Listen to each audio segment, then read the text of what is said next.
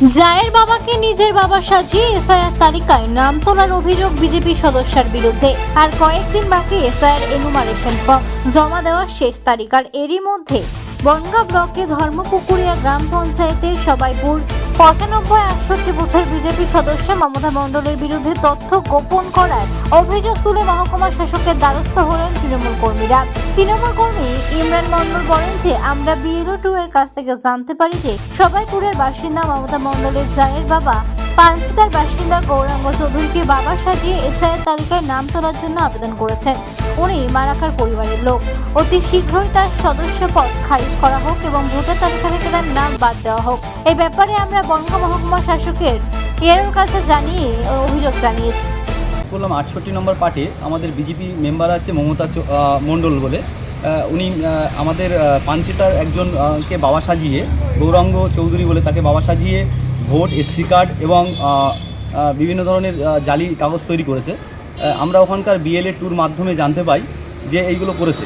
সেই জন্য আমরা SDO অফিসে আজকে কমপ্লেন করলাম। SDO সাহেবের ম্যাডামের কাছে বললাম যে তার যে সদস্য পদ আছে সেটা খারিজ করা হোক এবং আইনত যা ব্যবস্থা সেটা নেওয়া হোক। যদিও এই অভিযোগ অস্বীকার করে মমতা দেবী জানান যে আমি বিজেপি মেম্বার, তাই এটি বিরোধী দলের চক্রান্ত। তিনি আরো বলেন, আমার 2002 সালের ভোটার তালিকায় নাম নেই, কিন্তু বাবার পরিচয় ঠিক আছে। পঞ্চায়েত আমাকে কোনো কাজ করতে দেয় না, আমি বিরোধী বলে আমাকে শাসায়, আমার কোনো মূল্য দেয় না। না এটা ভুল তো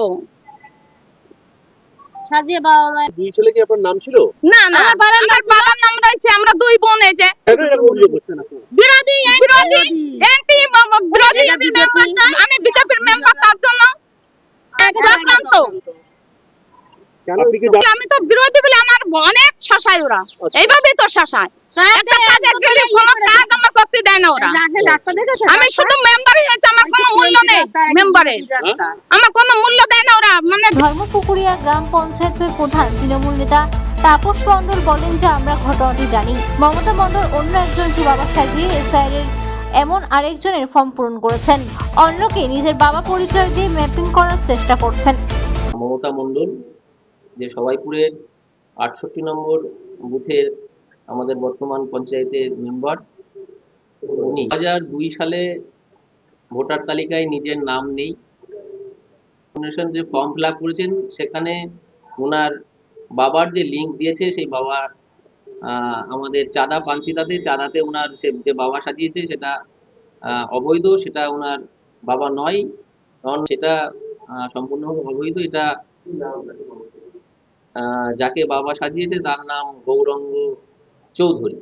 বিষয়ে বনগাঁ সাংগঠনিক জেলা বিজেপির সভাপতি বিকাশ ঘোষ জানান যে মমতা মণ্ডল ঠিক কিনা এসআইআর প্রমাণ করবে। অবজেকশন করছে টিএমসি, এতে তৃণমূলের নাক না গলানোই ভালো। বিজেপির অসৎ কাজ করবে, এটি বিজেপির কালচার নয়।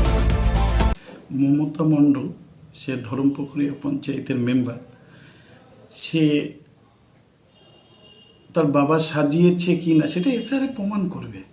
আমাদের বিজেপির কেউ এরকম অসৎ কাজ করবে, আমাদের এটা বিজেপির কালচার নয়, এটা টিএমসির কালচার।